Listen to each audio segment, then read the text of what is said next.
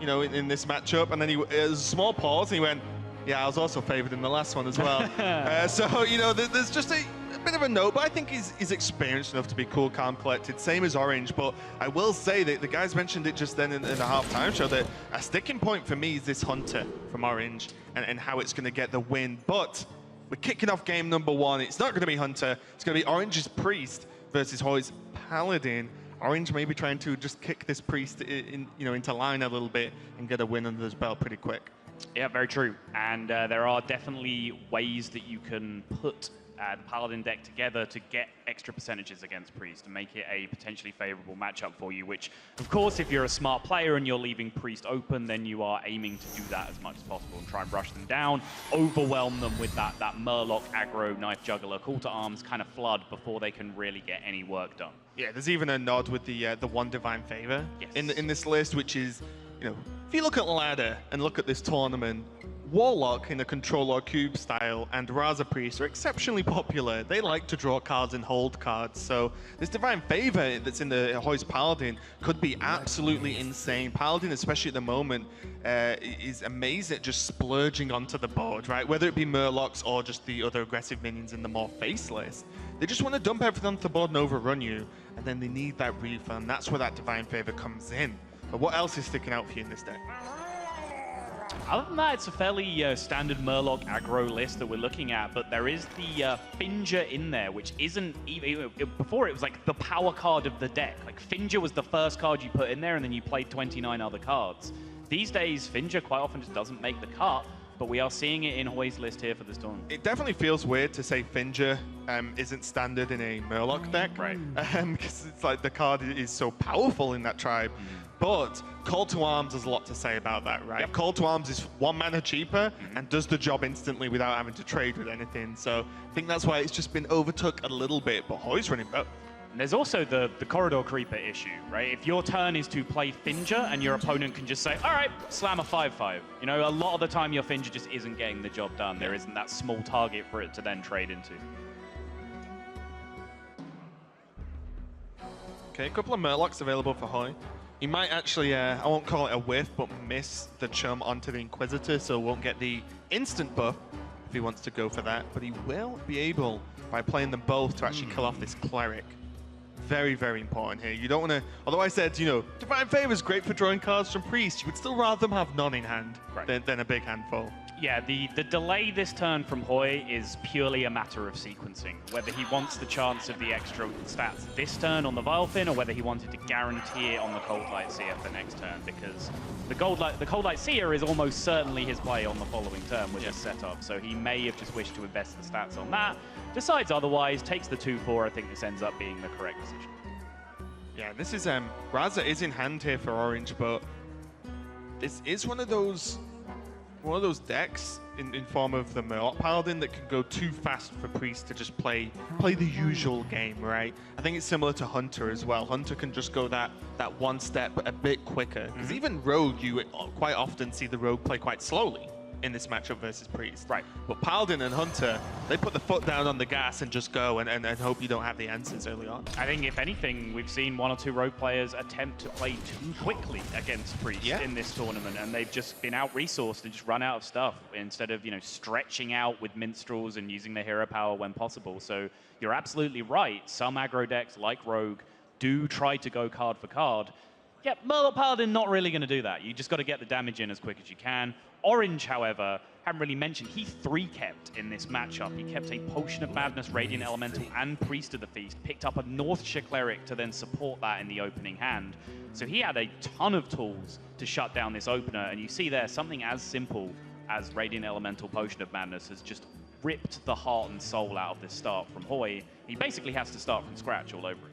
Yeah, but Paladin's got so good at that now. You know, the Divine Favor I talked extensively about earlier on, and the Call to Arms is like, those are just one card. You just draw one card, and suddenly that makes more, right? And it's something that Paladin has generally struggled with. Once you're out of cards, it's like, well, you know, I hope I draw, you know, cards like Tyrion, or, you know, maybe in this like Corridor Creeper to just put some kind of threat on the board. But Paladin can just go and go and go, and it's not uncommon to see Paladin actually hit fatigue in matchups like this, right? where the priest is just trying to clear the board, and then the paladin has used so many call to arms, a big divine favor, and they're actually like near the end of their deck, and you're like, well, what's kind of happened here? Yeah, even with only one copy of divine favor in the deck, it's kind of scary how many cards this deck, quote, draws. Like, call to arms isn't actually card draw, but it thins your deck so much that you then have less cards to draw when you do fire off your divine favor.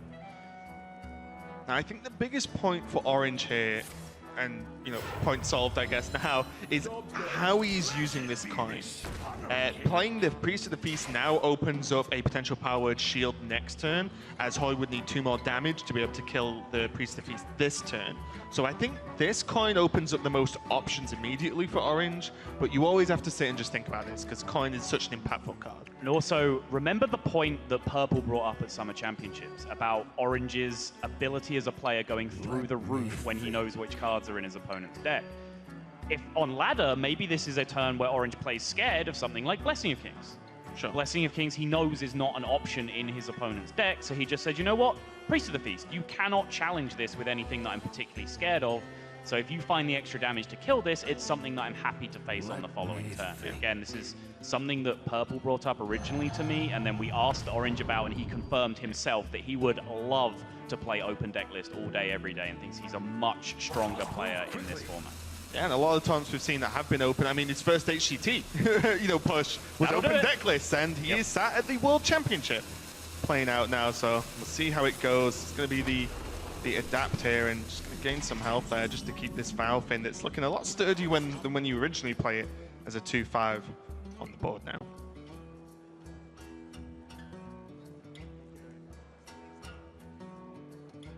So I think Orange, there's been a kind of backstory to all of his plays so far, where he's just tried to keep his hand size low to stop a Divine Favor blowout coming at any turn.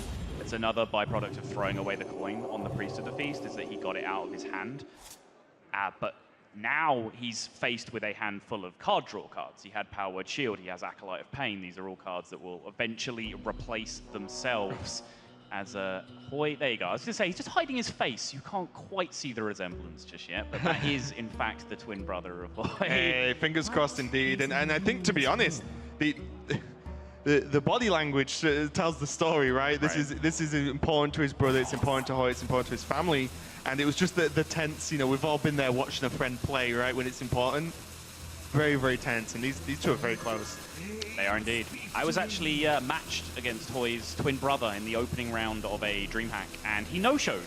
And I spent the whole time thinking I was playing against this Hoej that you see playing against Orange right now, because I just saw the name Hoej and assumed it. He didn't show up. I waited as long as I thought was reasonable, and then I called an admin, asked for the def win, etc. 20 minutes later, the real Hoej sees... The real Hoej? His brother is fake. He's not an imaginary brother. The alpha Hoej approached me and just decided to troll the living hell out of me, saying, oh, why did you take the def win? I was only 20 minutes late. Such a scumbag. Why have you got to scum me out of DreamHack? The whole time it was just his brother, and he arrived late. Anyone trolling you, I approve of. I do too. And I love Hoej anyway, so can only get better from here. Although, Hoej's hand, not exactly amazing. There's like this one push he can do, and then he really needs the Divine Favor, the Call to Arms, like the two key refills that we've seen. Or, or Finja as well. Finja will work as a refill to a large extent if he can get the trade off.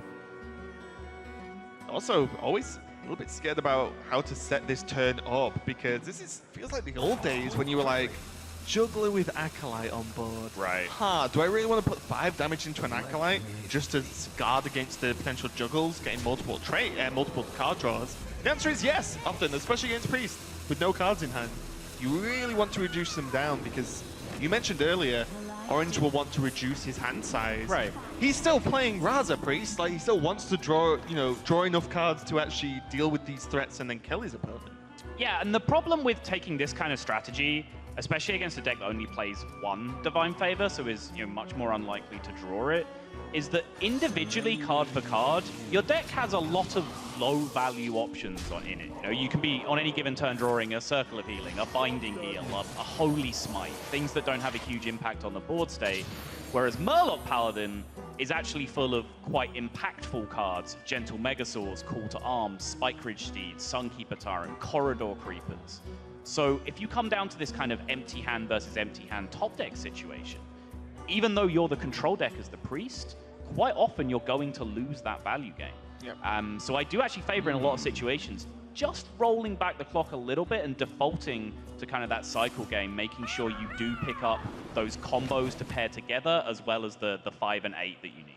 Yeah, you just kind of just go in, right? And then just play the game out. Another Sacred Maul choice, for those maybe slightly unfamiliar with the way the unidentified weapons work, is when you draw it, it takes on a property. There's Divine Shield to all your minions, 2 1/1s when you play the weapon, +1 attack, and Taunt. Yeah, and Taunt is actually the only one that really happens in an actual live game of Hearthstone. Anyone who says they've rolled anything but Taunt is a liar as far as I'm concerned, because it's 100% Taunt for me every single time you draw it. It's just untrue. I feel like I'm talking to Admirable now. The empirical evidence Admirable that I'm stats. looking at right now seems to be backing me up. As well. With the huge sample size of this game. Yeah. Okay, good talk. Normally this talk's the other way around. It's true. It's you trying to infer logic onto me, but it's nice to mix it up now and again. The word you're looking for was part. Carry on, sir. I actually stopped listening. You're talking that much nonsense, Sol. See what Glimmer Root gives Orange. Scale Chum, not exactly the most impactful card, although it is a minion he can play this turn, so you could look at it that way and just say, well, it's another minion I can put on the board. Maybe it survives the juggles, maybe, you know, I can trade with it. Not terrible, but definitely not great. Right. I don't even know what you would want from Hoej's deck at this point. Maybe a weapon?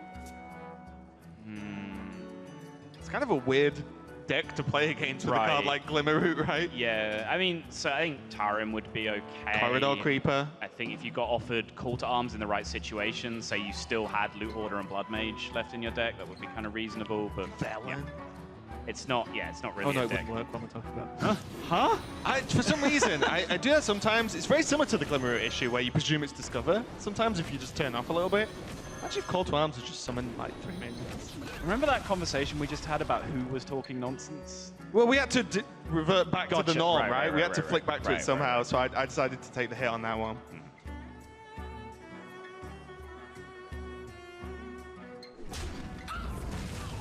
Orange is only really a spell or 2 away from this Pyromancer really getting work done. Must move quickly. It's whether he has time.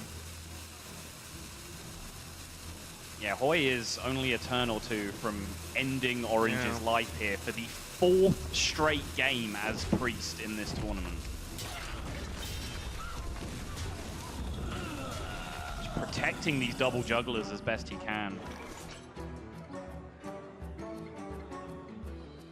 I think you have to go for it, right? What is it in this scenario, Raven? Definitely Velen. No, I was actually thinking of just Pyro Loot Hoarder, Mind Blast go. Draw with the Loot Hoarder, try and get another another spell. Another cheap spell, of course. So your outs at that point are Binding Heal and Holy Smite. Circle of Healing would be castable, but wouldn't work, so it would heal up all the 2 health minions first. Yeah. I think you might have to do... It's desperate, but I think you have to do desperate things when this sort of situation arises. So that gives you a, 13% out to find the card you need with 16 cards left. The alternative is, as you said, just playing Velen, essentially to contest the board. Does that give you more than a 13% chance of winning the game? I think it probably does. Job done. Also gives him a Spirit Lash out the turn after, I guess. Right. Is, you know, make 1/2 out, so to speak, if you went for the AoE. You live in a world where your opponent does not draw Sunkeeper Tarim this turn, and then you just try and calculate your outs from that point, and they're probably better than the Pyro Loot Hoarder turn. Yes. Velen soaking up some damage here, or some juggles, should I say. But he's going to really put a lot of this minion damage into Velen. That's one of the weird things about this card. Normally, you know, 9 times out of 10 it gets played and then you die, right? Or you kill your opponent. But Velen cannot just be ignored and smoked past, right? The idea of it double healing is too much of an issue, so Hoej has to kill it, which does buy Orange even more time. It wasn't just the 4 heal, or even it was like almost the 7 damage as well itself. Right. Must move quickly. Corridor Creeper is in hand though, so all these trades of small minions are only going to help Hoej drop this 5-5.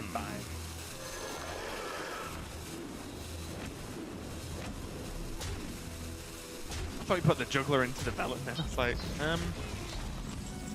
for the Murloc. It was actually a lot of weird sequencing concerns that turn, because he was trying to work out whether he wanted to trade first, which could occasionally, reduce the Corridor Creeper even more, and then if the knives go in the right place, it meant maybe you get an extra hero power at the end of the turn, but if you do that and the knives go wrong, suddenly you're in a huge mess. So he just decided to take the safe line of just dropping it for 6. Nothing wrong with that. Nothing wrong with that. And to be honest, as we mentioned earlier, this is an elimination match. Sometimes, I think it was Frozen who was talking about it when we were interviewing him. He said he does think at the end of the day, there's a right and wrong play, but he was very, very adamant that when you were sat on that stage, you may make different choices that aren't completely optimal because of levels of pressure and levels of uncomfort. Right, I mean, that's the reason why we haven't just scripted 2 robots to sit and play this game, right? Like, the human element most of us have. Can you actually calculate the correct plays in the time you are given? Can you then execute those plays in the time that you're given? Something that we saw Samuel Sao, quite frankly, fail to do earlier in the day. So there are various human imperfections that come into a game of Hearthstone, and that's what makes the entire endeavor interesting. It's interesting because we're bad. Yeah. Hey, Valvin does give Hoej a double hero power this turn, if he so desires, but these are definitely weird draws from Hoej. No Spite Ridge, no Finger, no Megasaur, no Call to Arms. All these cards will be heavily impactful, whereas I feel like Hoej's kind of drawing the weaker end of the stick in terms of the deck. Let me think. I do like this. If we go back to that split decision of the pyro turn for kind of the YOLO out versus the Prophet Velen, the Velen has bought him just that little bit of time here that's allowed him to develop the Loot Hoarder on a turn where he doesn't need to play the Pyro alongside it, which then suddenly opens up all these extra outs like Shadow Visions, Shadow of Death Pit had a target. All of those extra cards Pyro still in hand. can suddenly make a huge difference. Not to mention, if he draws Dragonfire Potion at basically any point this game, then he's in business as well, even without the Pyromancer. His deck is stacked with answers to this board state with that Pyromancer in hand. Here's my question. Go on. Do you Visions first? Just to draw Dragonfire? Or is that too risky? Yes! What? There are other cards that are okay. Yes, that is too risky, Raven. Oh! Misplay. Should have. Well, I mean, no. Let's do the maths. How many spells does he have? Binding Heal, Holy Smite 2, Spirit Lash 3, Shadow of Pain 4, Shadow of Death 5, Dragonfire Potion, Psychic Scream 7. Yes. Would have always been Dragonfire then. Well, the point is, you can do this with Shadow Visions and Mind Blast. And the whole Dragonfire. And then still have a Dragonfire Potion in your hand after. I'm joking, you know that. Well, it's hard to tell sometimes, Raven. Just role-playing you for the start of this game. Hydrologist, not again what Hoej's looking for. We'll help with the secret. You can potentially, bounce a minion back with Kodo, so there's some level of value. It's not great value, but it's better than nothing. Right. And I imagine he's going to go for Kodo Redemption. Repentance does nothing, especially now Velen's gone. It's not even going to give you a chance at hitting that big minion to get a good trade-off. Hydrologist, widely regarded to be perhaps the weakest card in this deck these days, but kind of a necessary evil just to keep the Murloc count high enough for it to function as a Murloc deck.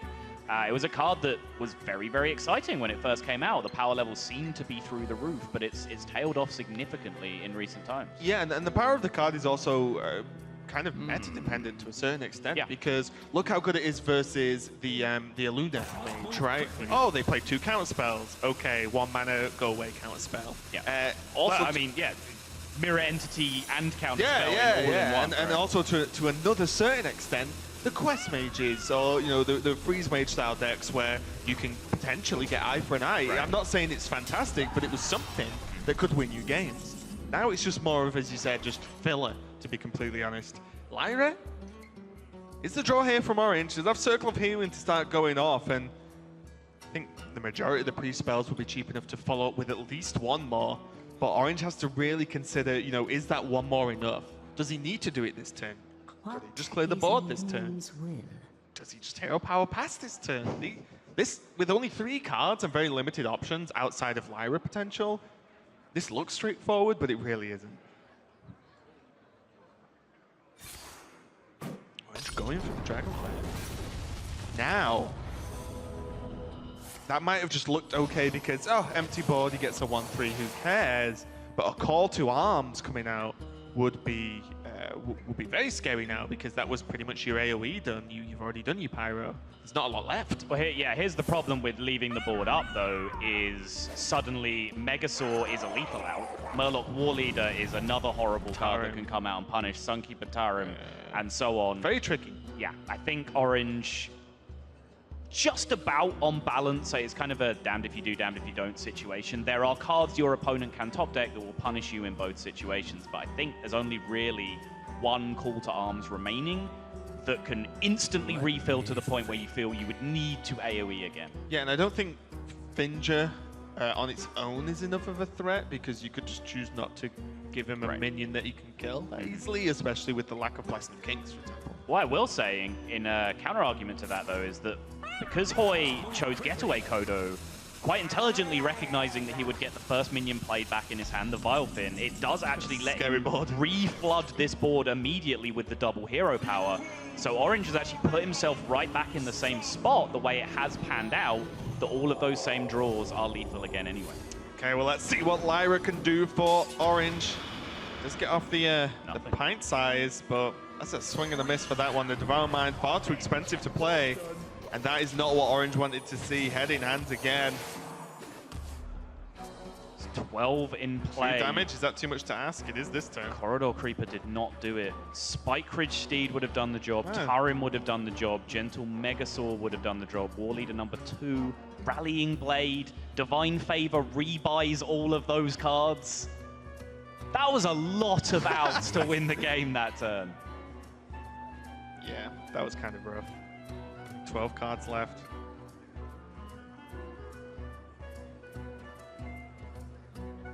That was actually kind of nuts. He was above 50%. He was above 50-50. I'm just staring at the list. I'm like, right. It was kind of ludicrous he didn't draw damage there to end the game. When you calculate in like the Divine Favor rebuys as well, he was above 50-50 to win that game by a distance.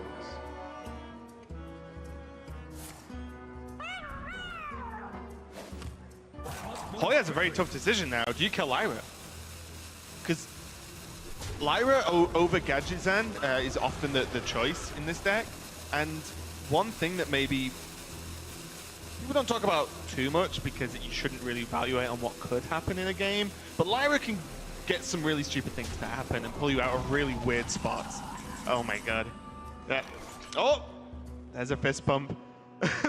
the Holy Smite, not the draw Orange was after. Can't quite kill off this War Leader, and the War Leader is the one, you know, with the large range of damage because of that hero power. Ooh. That Spike Ridge might just be a win condition for Orange, but in the meantime, there's still a lot of damage. Yes. Hoej can pull. This is so close. Crucial decision towards the end of the last turn as well is whether Hoej wanted to sink damage face or trade into that Blood Mage. Spirit Lash still remaining in Orange's deck, which was the big threat if he left that Blood Mage in play. That's definitely the scary point there. And these are all, you know, game-ending cards that these players have to think about in high-pressure scenarios like this. I'm glad we're just talking about the game. You wish to live forever. All right, remember all of those cards I named last turn? Again. Yeah. Oh, was that Finger?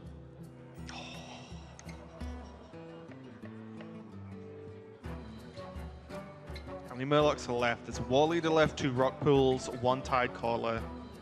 And so they're the Murlocs that can get pulled by Finger once Finger, and if Finger can even kill the minion that it's trying to attack.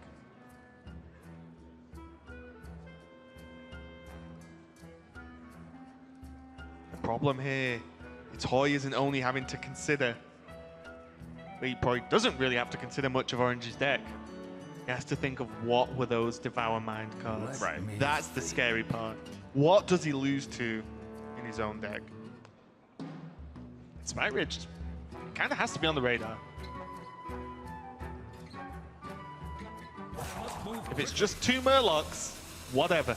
Like, Hoej isn't really too concerned with that. But if it's Spite Ridge or Tarim, then that could be a problem. I mean, is it whatever? Orange has a Tidecaller in play right now. Do you have to trade through that Tidecaller because of the threat of those cards being 2 Murlocs, like War Leaders and Rockpool Hunters, that can then take really nasty trades on your board? Hoej says no. I mean, well, the Finger like though, right? Like, Tidecaller is, okay, it's only got 5 health. The Talon Priest only has 4. There's only limited things that can happen that would mean that Finger couldn't get the kill.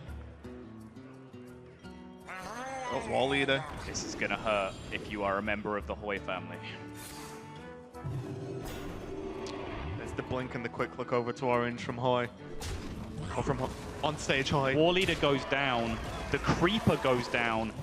5 health to the Murloc. 5 health, putting him now at what? Effective 24 before this heal.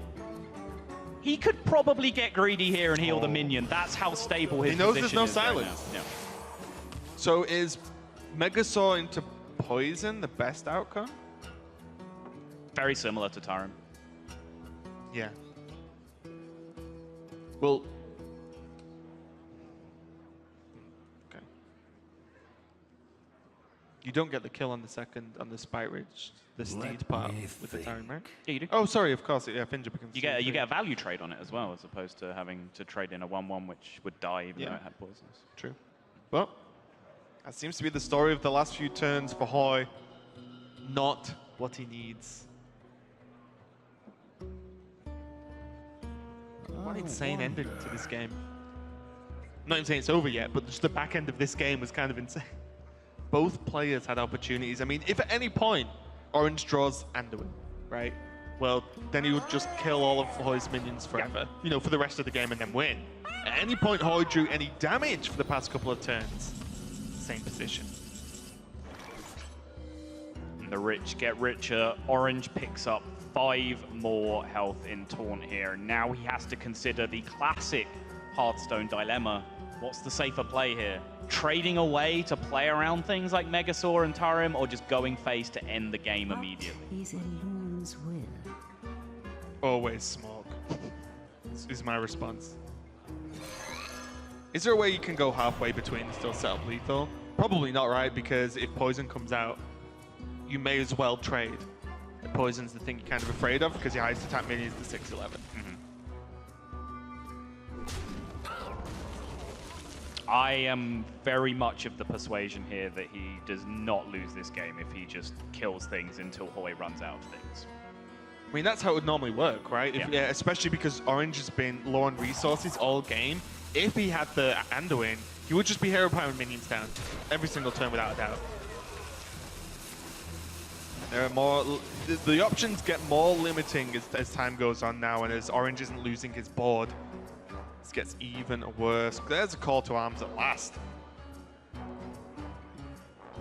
Does it matter anymore? You can't even kill anything this turn. Nope. Because the second Wall Leader was actually, oh, yeah, not going to get it. The Righteous Protector is annoying, not much more than that. Yeah, it's pesky, yeah. I think it's the key word. Imagine if that was the key word instead of taunt. Pesky. You've got to deal with it before you deal with the main problem. There's a lot of members of the design team here. You could go pitch that idea to them right now. I've got stronger ideas than that, so don't you worry. I've heard a lot of them. And there is Shadow Reaper, Anduin. We have a 6/10 though. Quite like our 6/10. You could just kill stuff though as well. Would you genuinely not play Anduin?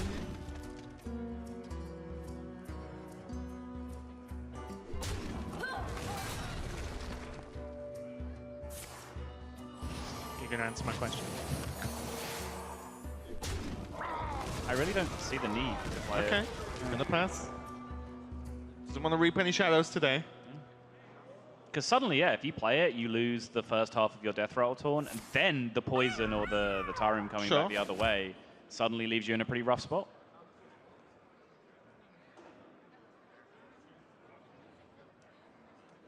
So only War Leader left for Finger to pull.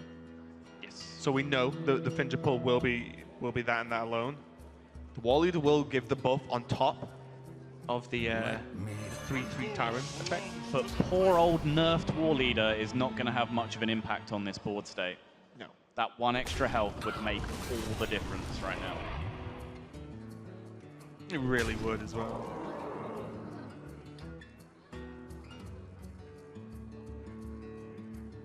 This could still go either way. Tyrant's a really good draw. Quickly. Makes the board. Wait. Okay. Hoej went to trade and pull his guaranteed War Leader. He knows it's a guaranteed War Leader. There is a card Orange drew last turn that he thought about playing and then did not play. If he pulls his War Leader here, Shadow Reaper Anduin nukes his board. Was that the read he was considering there as he paused? One way to find out. We'll ask him after the match. Because that War Leader is actively detrimental. Yeah. I wonder what card it would have been that wouldn't have been played. Psychic Scream, potentially? Shadow of Death. Yeah. Because you don't really want to screen the minions back in, right? If it's the last attempt, you want to scream, say, after attack, for example. There's an argument to say that he doesn't beat Shadow Reaper Anduin from that position anyway, so he may as well ignore it. That is a line I can get down with. Game number one. An incredible game number one to the series. And for both these players, it really is a shame we're going to have to see one end their tournament run, but that's the way the cookie crumbles. So Hoej versus Orange. Hoej currently 0-1 down. Orange on the Rogue and Hoej on this Paladin again. This is one of those matchups where the Paladin this might be the matchup that was keeping Paladin for the most part out of the tournament, because most people would rather be on the Rogue side of this matchup. It is slightly favored according to the data we are being supported by HS Replay, and Orange will hope that this particular matchup reflects that, because we've been seeing quite a lot of matchups go against that data. For example, Priest is heavily favored against Rogue, but we've been seeing Rogues come out on top of that in a few occasions. So Orange will be hoping this one is a bit truer to form. Yeah, I will say, I think the Rogue swing turn is often too powerful for the Paladin to really come back from. You know, the combination of backstab, SI, Vile Spine, etc. That's kind of difficult for the Paladin to like, okay, you've just wiped my board and gained tempo. How do I gain that tempo back? The answer is often, oh, I can't. The answer is Call to Arms. That is basically your card in this matchup. I'd like to just bring a quick focus to the top of the screen, where the Maul is in fact the not the same one. Bug, okay. It's not the taunt-giving Maul, which apparently happens 100% of the time. Can I call one of the game developers, Ben Brode, XR? I know you're here. I'd like to report a bug. We did not roll taunt on the Maul. That is clearly incorrect. Which Maul is it? What does that one do? Do you know? Purifiers is Divine Shield. Okay. Did you already know that, or did you read it when the card pulled out? I mean, I would have guessed just because of Purifier. I do always get that one and Sacred mixed up, Sacred being the taunt one, but the fact we've seen Sacred a bunch of times already, I kind of... We've seen Sacred 100% 100% of the time. Both of our Hearthstone crates. I Process of Elimination it out. Good job. Okay, well, a Process of Elimination of having only the 1/2 drop or hero power, Hoej ended up on the Juggler, knowing it's going to be vanquished this turn. But still, has to put something in the way of Orange. As I said, like the Paladin in this matchup doesn't really come back from a tempo disadvantage. And turns like this are exactly the problem. Okay, what if a magical coin appears and Call to Arms comes out? Well, guess what? Like Orange still kind of has the board after that. And that's it. you know, the Paladin's gonna have an uphill climb here. Hoej's gonna have to be very much on point. He does have a Corridor Creeper. Things can happen with Corridor Creeper. I've heard it's a good card. I have heard that rumor as well, but it sounds very simple when you really, really break it down, that Murloc Paladin is an aggro deck that likes to stick a minion to the board and then snowball that with buff effects. Tempo Rogue is an aggro deck that excels in breaking early board states and removing early minions with Backstab your guy, SI7 your guy, play Southsea Captain and charge patches into your guy. Basically, your guys die a lot when you're playing against Tempo Rogue, and that's a huge problem if your deck relies on cards like Knife Juggler, Murloc War Leader, Rockpool Hunter, things that want to play with friends. Yeah, and already we're starting to see that. Orange appears to be in control of this match, but he did lose his first match, although apparently he was okay with it. During the summer champs, I actually lost in both the playoffs and the championship. I actually lost my first match of the tournament, and it looked like a very, very uphill battle.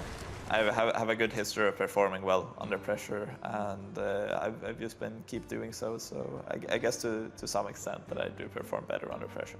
I apologize. I got a bit excited, but I really did love that play from Orange. Shh, Orange is talking.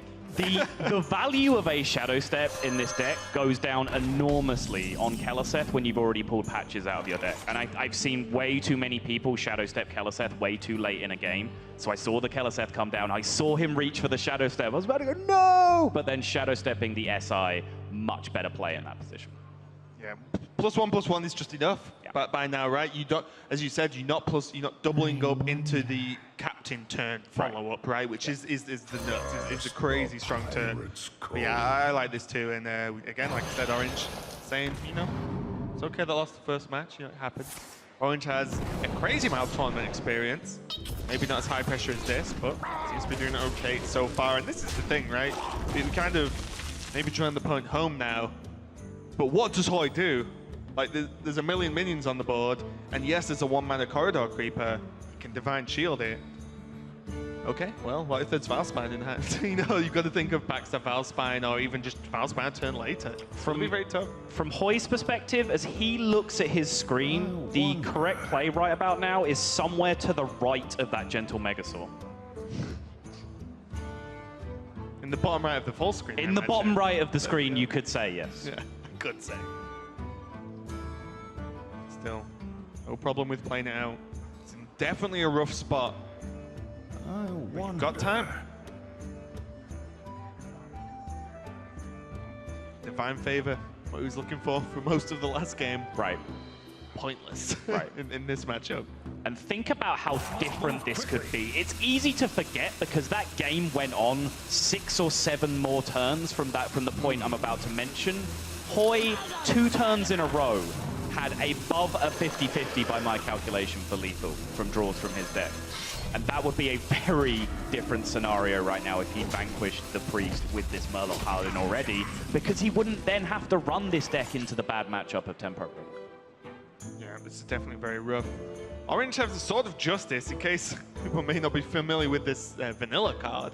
+1/+1 to a minion, it uses a charge when you play it. So you can get some value out of this. He just gets a bit of a buff on the Elemental.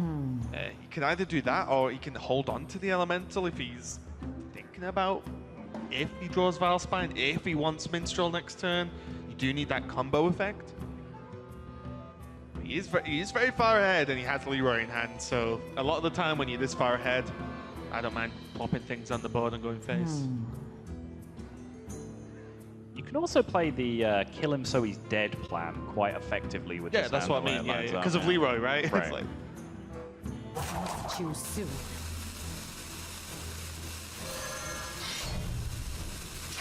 he's going to go for it. Playman Elemental's going to hit the board, gain the +1/+1. Looks like he's thinking about chipping off this chump, but I imagine the rest's going to go to face. Yeah, you don't want to pile into a Divine Shield 5/5 here. You waste too much damage.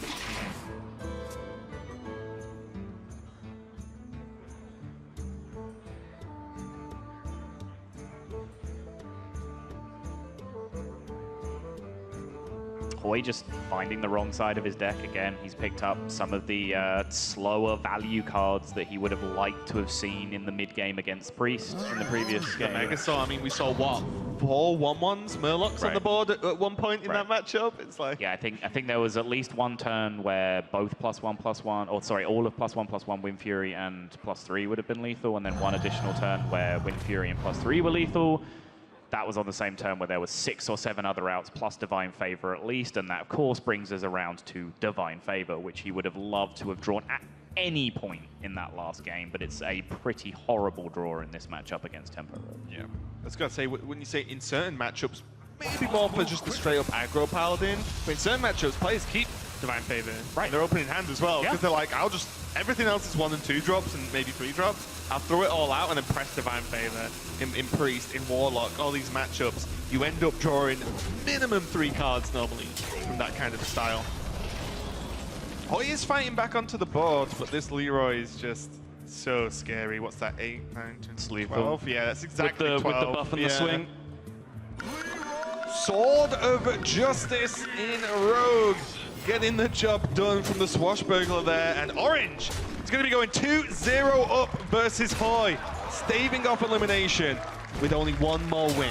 And it was a nice little setup right at the end there for Orange. We talked about the face versus trade line. Orange found a halfway play that then set him up for exact lethal on the following turn, given Hoej clears the amount of minions that was obvious that he would have done. That's exactly what happened. So I think it would be very difficult to get too stressed or too nervous while Dr. J is around. Jay keeps things light. Because he is, what's the word I'm looking for? He's a distraction. Let's put it that way. It's easy to take your mind off something you're worried about when you have Dr. J around. That's it. Sometimes distraction's quite a negative thing, right? Yeah. But a lot of the time, you want a nice distraction, and that's a great definition of Dr. J.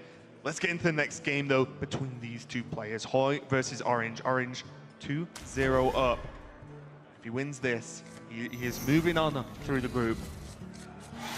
But Hoej still has plenty of fight left in him, and Hoej has said to himself, well, got to win with this Paladin again. You know, I'm going to queue it again and see what happens. Orange on this Hunter, as you mentioned. What do you think of this matchup, Saul? Well, general first beforehand. Right. Generally, I would like to be the Paladin in this matchup. Assuming the Hunter isn't teching Hungry Crabs against me, for example. I would like to be the Paladin most of the time. But would you like to know the highest win rate cards in Aggro Hunter, apart from Galaka Crawler against Pirate decks? Would you like to take a wild guess? I am going to just look at certain stats. Well, Corridor Creeper's a pretty good card. Corridor Creeper is the highest, yes. Yeah. Mole Man is probably pretty good. He's up there, yeah. Followed by Razormore's probably pretty good. And you know what? Bring it all home. Candle shot. There you go. We got there. Orange just saying, okay, Larry, can I just have the best cards in my opening hand for any given matchup? Yeah, of course, Orange. There you go. To be fair, only one who took Hunter to the tournament. Sometimes Hunter might do you a few favors. But yeah, this is absolutely huge, especially when Corridor Creeper's in your opening hand against a minion-focused aggressive deck as well. Think. A lot of minions going to die early on, which means Creeper's coming out super early. And tale as old as time, really, but in these aggro matchups where it's all about breaking early board tension, 1-3 is the shape that you want to build a basis off. The 2-1s and the 2-2s are not as attractive as a 1-3 that you can then buff and value trade. So picking up double Hans Molman right off the back is exactly what you're looking for in this matchup. And this buff is so scary, actually, because, as he said, this is just an awkward shape. But there actually aren't a lot of decks that can deal with this early game at the moment. It just doesn't really exist. I found it time and time again whenever I enter, say, Hunter on Ladder. If they go 1-3 into Razormore and it gets almost any of the choices, I'm like, wow, this is actually really awkward now. I might just already be taking too much damage to win. Yeah, like, and that's it, like +3 attack, +1/+1, or plants are all miserable to deal with most of the time in that situation. Even like Divine Shield makes it potentially last till Houndmaster. You know, it's a kill command activator. Almost all the issues are pain. Obviously, some stronger than others, but not even that. We could talk about the Mole Man doing okay there. There's still a 3-2 you have to deal with as well, and often the value trade that we saw is the whole point of the buff, right? You normally buff value trade in any kind of minion focus game. It's very scary. Must move quickly. What do you even do as Hoej in this position? Cry? Anything you do, you end your turn passing back an initiative, an entire minion behind the play. They heard you there. Yeah, I was about to say, Ben Brode heard my call. He flicked the switch back, and now it's back to 100%. Really? Oh. Family are watching. Fingers are crossed. This is a tough one. I think the whole crowd kind of wants both players to win, to be completely honest. I think beyond Hoej's mother, I think Hoej's whole family are going to have to cross fingers, toes, and just about anything else that they're able to cross just everything to get Hoej out of this one, because it's not looking pretty. It really isn't. And Paladin, this is kind of an interesting matchup in itself, because Paladin and Hunter are kind of two decks that really were the fourth deck, so to speak, like weren't even highly rated in general by most of the player base. So both players taking a little bit of risks here. It looks like Orange is maybe paying off again, even if no minions die, okay, 4 mana 5/5 into 5 mana 8/8. Like, what's the answer? Apart from already being ahead on the board and getting poison or making just trades into the Hydra for more damage, there actually just isn't one in the deck. Like, Tarim, but you've already been smacked twice by these minions, well, or once and twice respectively. What I will say is that this 1 weak turn from Orange, this has opened the door, because now Hoej can make a play that pushes back to the board. He can make a board that's resilient to what's in play from Orange. He can swing his weapon again. He can take care of one of the threats. Also, having the Rallying Blade in hand means that at least next turn then, he can go, okay, Rallying Blade, I'm going to take damage, but I also do a lot of damage. Maybe trade off the minion that Orange is going to play next turn.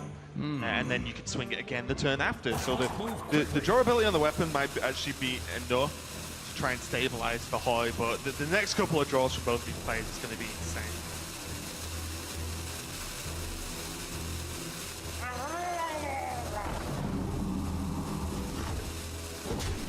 So Sacred Maul will take care of it. Corridor Creeper going down to 3, and now it's going to be Hydra into Hydra over the coming turns. Ow.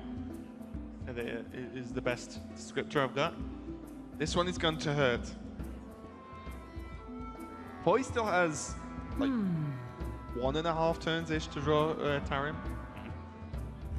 Still going to deal with the second Hydra, but if you could just get rid of this Corridor Creeper, then the Hydra on top of that with Tarim, for example, not next turn, the turn after, then there's a chance. But again, the problem with Hunter, or playing against Hunter, is the kind of immovable object that is that hero power. Or sure, it's more of an unstoppable force that is that hero power. You only have X turns to live and to win the game in.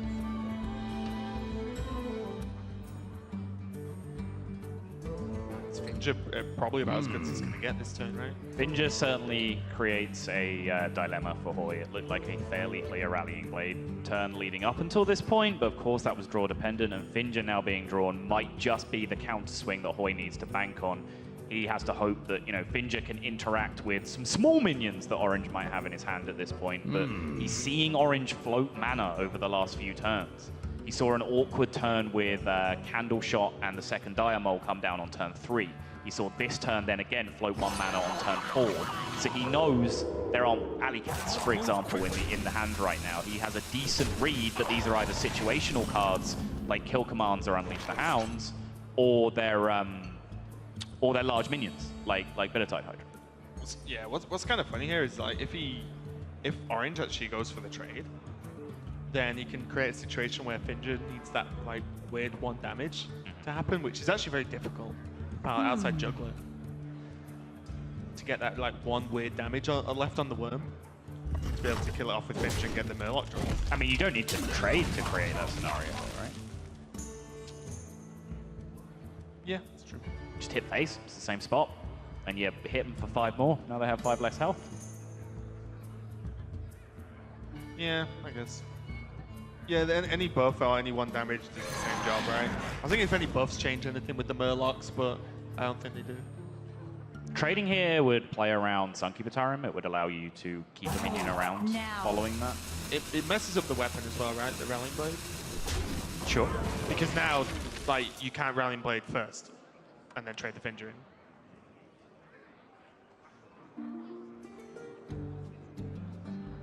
Kind of moot now, the wall leaders.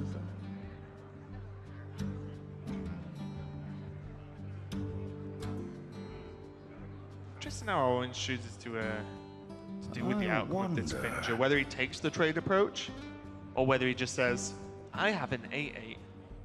Bang. Because there's plenty of damage when you add up hero powers, like next turn, even as if he wants to be super mana efficient, Houndmaster and hero power for extra immediate damage, and Orange might decide he doesn't even need the second Hydra at this point. Ooh.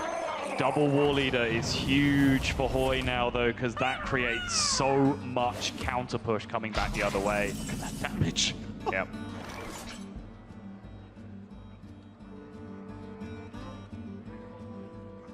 So if Hoej goes Houndmaster hero power, he pushes 10 plus 1 from the weapon is 11, and then he has Beast Kill Command on the following turn if he draws one. Yeah. Oh no. What to Pushes do? 13, right? Oh, sorry, yes, you're right. Yeah, pushes 13 and then has Beast I had plus to kill question command my own plus hero Hunter Master, and I power. was like, Hunter Master, the few ones I can actually do. It's just +2. Totaling 20, he's a charge short on the weapon. So That's exactly the calculations Orange are doing right now, by the way. That is, he's 100% working backwards. But if you trade...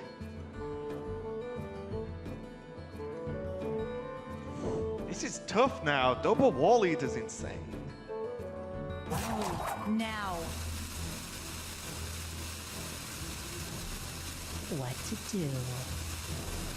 I mean, if he doesn't kill one of them, it's lethal, so he has to kill one. right. Or, you know, obviously Handmaster would soak up damage, but he can't, like, go crazy and go face with everything, you know, like, kill command hero power or anything, because he has to kill it, because we can see that it would have been lethal with a requirement of only 3 more damage. Yeah, just chooses to take back the board, and I like this decision in the long run for Orange because it's very easy to look at a hand like, you know, a potential board state of Hydra, Houndmaster and see that as a very aggressive state that kills your opponent. It's also just a ton of stats. Yeah. So you can actually just take a step back and just play minion for minion, stat for stat against your opponent for a few more turns here, knowing that Hydras and Houndmasters, on average, contest just about anything your opponent's going to throw at you. Yeah, Orange here, though, is definitely rolling the dice with the Megasaur draw. Megasaur into Poison. Don't even know how Orange comes back from that, actually. Because at the moment, there's no way to kill a second Murloc, or a third. And one kills one Hydra, you play the other Hydra, dead. And 3 damage, so... The Megasaur would have been an insane draw there for Hoej, but still he's managed to go wide enough. 2 2-4s, a 1-1 and a 2-3, plus Rally Blade still in hand. Is he thinking about not playing it?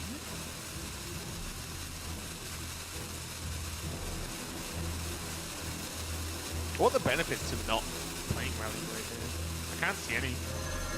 He's just considering where he wants the attack to go, whether he's going to kill the 8-5 or whether he just wanted to swing into face. So removes the Houndmaster power.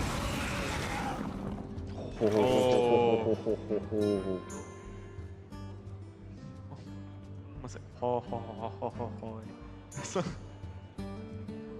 Crucially though, hero power this turn, hero power next turn, plus the Leroy only gets him 10. Yeah. Who to shoot? And again, I don't think you can be that straightforward when you have Hydra, right? Because there's still so many cards that would stop that happening. Still a Maul in the deck that could give everything Taunt. Megasaur that could give Taunt, Spite Ridge Steed, Sunkeeper Tarim, a Righteous Protector. You know, there's too many things that would set that up incorrectly, but the Hydra gonna put a ton of pressure on, and now Hoej cannot tank the Hydra. You cannot face tank it now. Nope. Oh, Rock Pool Hunter. I just named a lot of cards again. Yep. That would have been insane for Hoej. Almost game winning. And I feel like the theme of this series, for Hoej at least, is just the whiff on the draw. Yep. And now he's in a spot where there's only 5 power in play. Rockpool Hunter only adds 1. So he can't remove the Hydra without face tanking it, and he can't face tank it. And again, you just set it up. He had a huge chunk of his deck that gave him lethal outs in that position.